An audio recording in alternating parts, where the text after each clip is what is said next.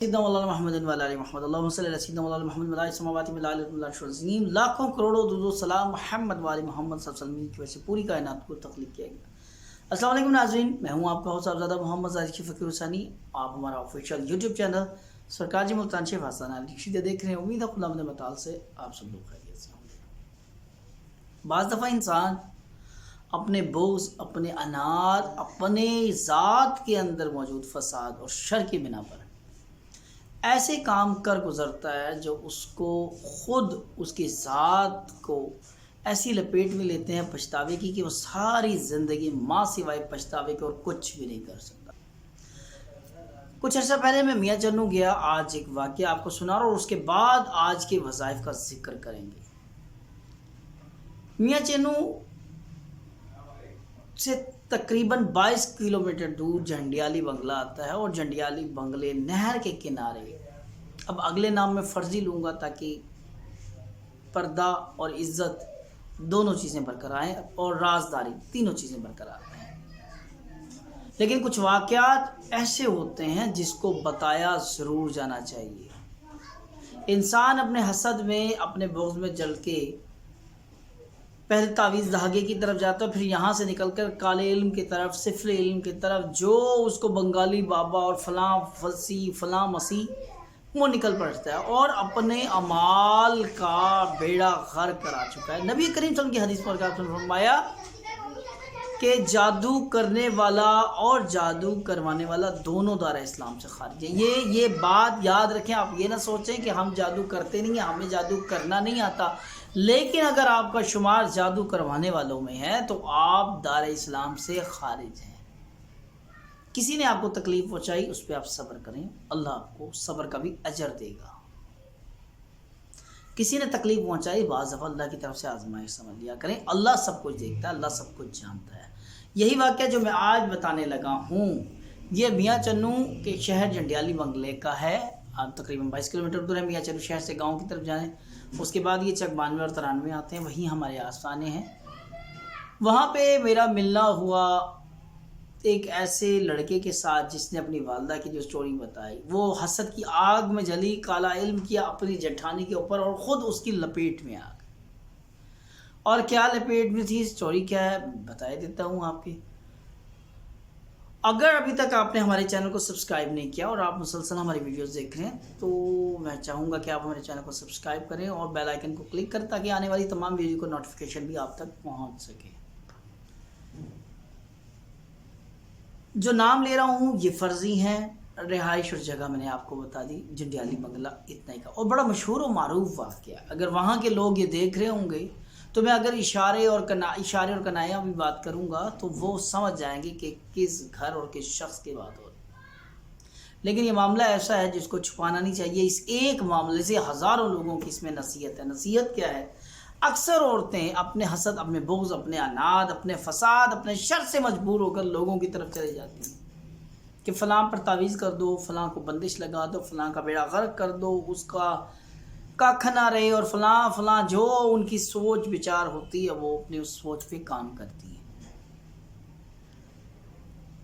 ایک عورت جس کا شوہر اپنی بھابھی سے بہت زیادہ محبت کرتا تھا اور شرعی طور پہ اس کا جائز حقیقی معنوں میں اپنی بہن مانتا تھا، لیکن اس عورت کے دماغ میں ایک شر تھا کہ خدا نہ خواستہ یہ اپنی بھابھی کے ساتھ غلط ہے، کیونکہ اس کا جو بھی لین دین تھا وہ سب اپنی بھاوج کے پاس تھا، اپنی سارے راز و نیاز، اپنی جتنی دکان کی جمع پونجی ہوتی، کیونکہ اس کی عورت صرف زبان درازی کے علاوہ اور اسے کچھ شعور اس کے پلے نہ تھا۔ ایسے میں وہ بدلہ دیتا اپنے بڑے بھائی اور بھابھی جو اس کے کافی قریب تھے، وہ انہوں نے اس کو اولاد کی طرح پالا تھا۔ اب آنے والی بیگم نے اس ماں جیسی عورت کو نام ہی اپنی سوکن کا دے دیا اور وہ گاہے بگاہے اپنے شوہر سے لڑنے لگی کہ تمہارا جو رابطہ ہے وہ اس عورت کے ساتھ، تم اپنی بھابھی کے ساتھ غلط ہو۔ اس نے بارہا سمجھایا، بڑی لڑائیاں ہوئی، اس کی بھابھی بھی اسے سمجھاتی کہ چھوڑو، اپنا گھر خراب نہ کرنا، تم نے گھر خراب کرنا ہے تو یہ الزام جو تھا یہ لوگ حقیقت میں مان لیں گے کہ اس کی وجہ سے طلاق ہوا، تو اس کو بسا کے رکھو۔ یوں وہ آدمی نہ ادھر کا رہا نہ ادھر کا رہا، نظام ان کا چلتا رہا۔ لیکن وہ عورت اپنے حسد کی آگ میں جلتی رہی، کبھی کسی پیر کے پاس، کبھی کسی فقیر کے پاس، پھر یہاں سے جب تعویذات سے کچھ نہ ہوا تو پھر وہ چل پڑی جہاں سے اسے کوئی بتاتا کہ فلاں جگہ کالے علم والا بیٹھا ہے، فلاں جگہ کوئی بنگالی بیٹھا ہے، فلاں جگہ کوئی مسیح بیٹھا ہے، تو وہ اس طرف جانے لگی۔ ایک دن چلتے چلتے اس کا ٹاکرا ہو گیا ایک جوگی کے ساتھ۔ جگہ جگہ جو لوگ جوگ کرتے ہیں، یہ جو سانپ وغیرہ نکالتے ہیں، بزرگ آدمی تھا، وہ مل گیا، کالے علم کا وہ ماہر تھا۔ اس نے اپنی ساری باتیں گوش گزار کی اس شخص کو اور کہا کہ مسئلہ یہ ہے کہ میں اپنی بھاوت کو ختم کرنا چاہتی ہوں، میں چاہتی ہوں کہ وہ دنیا میں نہ رہے اور میرا شوہر صرف میرا ہو کر رہ جائے، وہ نہ مجھے پیسے دیتا ہے، نہ میرا خیال رکھتا ہے، رکھنا ڈکنا سب کچھ جمع پونجی اپنی اسی بھاوت کے پاس رکھتا ہے، تو میری اسے جان چھڑائے، کچھ ایسا عمل ہو کہ اس کی بھابھی اس دنیا سے رخصت ہو۔ اس نے کہا ٹھیک ہے، میں عمل کروں گا، پیسے تو میں زیادہ دے ہوں گے۔ اس کے پاس پیسے نہیں تھے، اس نے کچھ سونا، میرے خیال میں 2 سے 3 تولہ سونا اس نے اٹھا کے اس جوگی کو دے دیا۔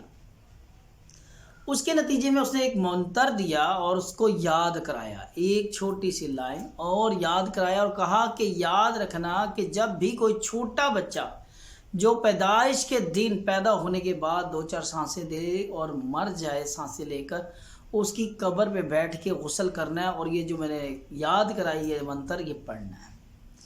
اب جنڈیالی بنگلے کے قریب رہنے والے جانتے ہیں کہ نہر کے ساتھ ہی قبرستان ہے، اس عورت کا گھر بھی وہیں تھا۔ 1 سال 2 سال 3 سال گزر گئے، لیکن اس طرح کا کوئی واقعہ، وہ بچے کے انتظار میں تھی مجھے کوئی ایسی لاش ملے، لیکن ایسی کوئی لاش نہیں مل رہی تھی۔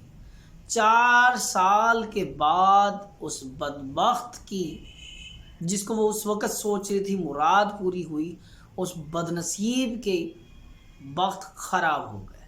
اس کے ساتھ کے ہمسائے میں ایک بچہ پیدا ہوا اور پیدائش کے 1.5 سے 2 گھنٹے کے بعد فوت ہو گیا۔ گھر قبرستان سامنے ہی تھا، گھر والوں نے اس بچے کو جا کے دفن کر دیا۔ سب لوگ جانتے ہیں کہ بچے کی جو قبر ہوتی ہے وہ اتنی زیادہ گہری نہیں ہوتی۔ اب اس عورت کو وہ لائن تو یاد رہ گئی کہ میں نے منتر پڑھنا کیا، لیکن یہ یاد نہیں رہا کہ جوگی نے کہا تھا کہ قبر کے اوپر بیٹھ کے غسل کرنا ہے۔ اسے یہ سمجھ آئی کہ اس نے کہا تھا کہ بچے کو قبر سے نکال کے اپنی گود میں بٹھا کے غسل کرنا ہے۔ اس نے وہ قبر کھودی، بچے کو نکالا اور دوڑ کے اپنے گھر میں لے کے آئی۔ جب وہ گھر میں لے کر آئی تو اس کی اپنی بیٹیاں اور بہویں جو سامنے بیٹھی ہوئی تھی برآمدے میں، وہ یہ سارا تماشا دیکھ رہی تھی کہ ایک دم سے جب کافور کی خوشبو پھیلی ہے کفن سے نکل کر، اور انہوں نے دیکھا وہی بچہ جو ابھی 7 والے گھر میں فوت ہوا تھا، وہ ماسی اپنی گود میں لیے ہوئے سے آ رہی ہے، اور وہ سیدھا دروازے سے داخل ہوئی، ساتھ ہی نلکا لگا ہوا تھا، ہاتھ والے ہینڈ پمپ ہوتے ہیں دیہاتوں میں، وہ اس پر جا بیٹھی اور جلدی جلدی اس کو گود میں لیا، وہ منتر پڑھنا شروع کیا اور ایک ہاتھ سے نلکے کو گھیرنا شروع کر دیا۔ بس ادھر یہ عمل چلنا تھا۔ اللہ کی لاٹھی بے آواز ہے جو بغیر کسی مقصد اپنے حسد میں، اپنے اناد، اپنے فساد، اپنے شر میں لپیٹ میں آ گئے۔ اللہ کی لاٹھی بے آواز ہے، وہ اسی وقت اپنے حواس کھو بیٹھی، اسے ہوش ہی نہیں رہا، پاگل ہو گئی۔ لوگوں نے بچہ اس کے ہاتھ سے دوبارہ چھینا۔ پہلے تو لوگوں نے سوچا کہ اب یہ ناٹک کر رہی ہے، یہ ڈرامہ کر رہی ہے تاکہ گاؤں کے لوگ اسے مل کے مارے نہ۔ ایک دن ڈرامہ چلا، 2 دن چلا، 3 دن چلا، اور وہ عمل کیا تھا، وہ پانی کے ڈبے سے اپنے اوپر پانی ڈالتی رہتی اور کہتی رہتی، او میں کو ساڑ لگی ہے، میں کو بھا لگی ہے، پانی سٹون جو پانی دیو، میں کو پانی دیو۔ یہ کہنے کا مقصد تھا کہ مجھے آگ لگی ہوئی ہے، میرے اوپر پانی ڈالو، مجھے زیادہ سے زیادہ پانی دو، میرے اوپر پانی چھڑکو کہ مجھے آگ لگ گئی ہے۔ اللہ تبارک تعالیٰ کے غضب کا وہ شکار ہو چکی تھی، اس پہ خدا اور اس کے فرشتوں کی طرف سے لعنت ہو چکی تھی، اور پھر تقریباً 23 سے 24 سال وہ عورت اس حال میں رہی۔ 23 سے 24 سال بعد اب ہوتا کیا ہے، میں جنڈیالی بنگلے گیا ہوا تھا، اپنے آستانے پہ محفل کرنے کے بعد ہم بیٹھے تو ہمارے بڑے ایک لاڑلے مرید آئے اور کہنے لگے کہ سرکار جی یہ بچہ آیا اور آپ سے ملنا چاہتا ہے۔ بچے کی عمر تقریباً 24 سے 25 سال کا لڑکا تھا۔ سلام دعا ہوئی، جی جناب۔ کہنے لگے کہ سرکار جی مسئلہ ہے کہ میری والدہ کا ذہنی توازن درست نہیں ہے۔ اس نے ساری بات نہیں بتائی مسئلہ کیا ہوا تھا۔ ذہنی توازن درست نہیں ہے، وہ سردی ہو یا گرمی ہو وہ نلکے پہ بیٹھی رہتی ہے، ہم نے رسیاں باندھ کے بھی دیکھ لیا، وہ رسیاں تڑوا کر چلی جاتی ہے اور اپنے اوپر پانی گراتی رہتی ہے۔ تو آپ ایسا کچھ کریں، آپ ایسا کوئی وظیفہ بتائیں، ایسا کچھ عمل کریں کہ اللہ تبارک تعالیٰ اس کی جان بخشی کرے۔ میں بڑے بڑے پیر فقیروں کے پاس گیا ہوں لیکن کہیں سے کوئی نجات نہیں ملی، حتیٰ کہ بیٹے ہونے کے باوجود اس نے کہا کہ سرکار جی میری ماں ہے، مجھ سے یہ اذیت دیکھی نہیں جاتی کہ میں رضائیاں لے کے دسمبر میں اندر لیٹتا ہوں اور میری ماں نلکے پہ پانی گرا رہی ہوتی ہے اور اگلے دن اسے بخار ہوتا ہے اور پھر وہ بخار میں پھر پانی گرا رہی ہوتی ہے۔ تو اس سے بہتر ہے کہ آپ دعا کریں کہ اللہ تبارک تعالیٰ اس کو سنوار لے، بے شک اسے موت آ جائے لیکن ایسی زندگی سے موت بہتر ہے۔ اللہ نے اس کا ایسا حال کر دیا تھا کہ خود اس کی اپنی اولاد اس کی موت کی دعا مانگ رہے تھے۔ تو وہ لوگ، یہاں تھوڑا سا اس واقعے کو میں روکوں گا اور یہاں نصیحت بہت ضروری بنتی ہے آپ لوگوں کے لیے۔ آپ کو ہر بندہ وظیفہ وظائف عمل بتاتا، آج سے میں کوشش کروں گا لوگوں کے احوال، ان کے نام اور جگہ کو بدل کے آپ سے بیان کروں تاکہ یہ نصیحت کے طور پہ آپ کو یاد رہ جائے۔ ایک بات یاد رکھیے گا، کتنا ہی بڑا آپ کو نقصان ہو جائے زندگی میں، کتنی ہی آپ کو تکلیف پہنچے، ایمان کی زندگی اور بزرگوں کی دعا تھی ایمان کی موت، ایسا کوئی کام نہ کرنا جس سے آپ کا ایمان ہی ختم ہو جائے۔ ایسی ذرا سی 2 وقت کی خوشی سے جو 2 لمحے کے لیے ہوتی ہے، آپ کو ہمیشہ ہمیشہ کے لیے آخرت سے، جنت سے چھٹکارا دلا دے گی۔ آپ کو دوزخ ہمیشہ ہمیشہ کے لیے، وہ ذرا سی خوشی آپ کا ٹھکانہ دوزخ بنا دے گی۔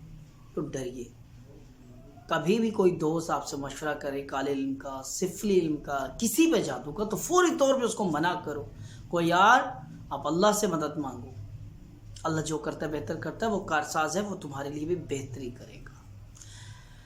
وہ آیا بیٹا اور اس نے کہا کچھ ایسا کریں کہ بے شک اس کو موت آ جائے، ایسی زندگی سے موت بہتر ہے۔ خیر میں چلا گیا اس کے ساتھ۔ جب میں ان کے گھر گیا تو ان کے گھر جانے سے پہلے کچھ احتیاطی تدابیر میں نے کی۔ ایک تو میں نے اپنے سر سے ٹوپی اتار دی، ہاتھ میں کوئی تسبیح نہیں رکھی اور کوئی رومال چادر بھی اپنے کاندھے پہ نہیں رکھا۔ میں اس کا دوست بن کے اس کے گھر میں داخل ہوا۔ جب داخل ہوا تو وہ چیختی ہوئی بیری کا درخت جو ان کے صحن کے بالکل عین درمیان میں تھا، اس کی سائے میں وہ بیٹھی ہوئی تھی، وہ چیختی وہاں سے کمرے میں بیٹھی اور کہنے لگی او پیرا آ گیا، او پیرا آ گیا۔ میں کہ نہ ساڑی ہوئے، مجھے نہ ساڑنا، مجھے نہ جلانا۔ خیر ہم اندر گئے اور جا کے اب یہاں کمال بتاؤں گا آپ کو، درود تاج کا جو بہت، درود تاج کو لوگ لائٹ لیتے ہیں، جو بہت ہلکا لیتے ہیں اور سوچتے ہیں کہ درود تاج، میں آپ کو بتاؤں کہ درود تاج آپ کی روحانیت کو کس طریقے سے بڑھاتا ہے، اس کے کتنے درجات ہیں، کیا فضائل ہے، کہاں کہاں سے آپ، نہ صرف آپ خود مصیبتوں سے نکلیں گے، آپ لوگوں کو بھی کتنی مصیبتوں سے نکال سکتے ہیں صرف ایک درود تاج کی نسبت سے۔ میں نے صرف درود تاج پڑھنا شروع کیا تو وہ عورت اٹھ کے اندر چلی گئی کمرے میں اور جا کے چیخیں بلند کر لی۔ یہ تماشا مجھے وہاں جا کے پتہ چلا، یہاں تو معمول ہے، جب کوئی پیر صاحب آتے تھے تو اسی طرح تماشا لگتا ہے۔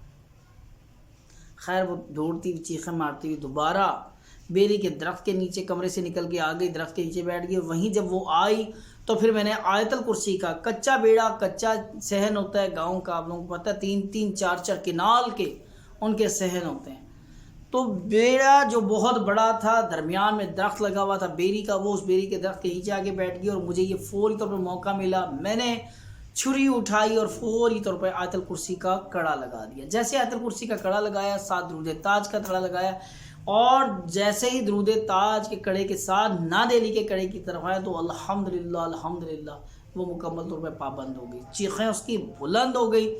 لیکن اس کے باوجود اب میں نے یا رحیم رحم کر، یا کریم کرم کر 100 مرتبہ یہ تسبیح، نادیلی، درود تاج، سورہ فاتحہ الحمد شریف 43 مرتبہ اور سورہ محمد کی ابھی کچھ آیات پڑھی تھی، تو الحمدللہ الحمدللہ اللہ پاک کا کرم ہوا، 25 سال کے بعد جا کے اسے ہوش آیا۔ اس وقت وہ بے ہوش ہوئی اور طبیعت خراب ہوئی، 2 دن بعد جب اسے ہوش آیا تو اس نے اپنی اولاد کو پہچانا، لیکن وہ صرف 2 دن زندہ رہ سکی۔ اور اس کی وجہ کیونکہ جو شخص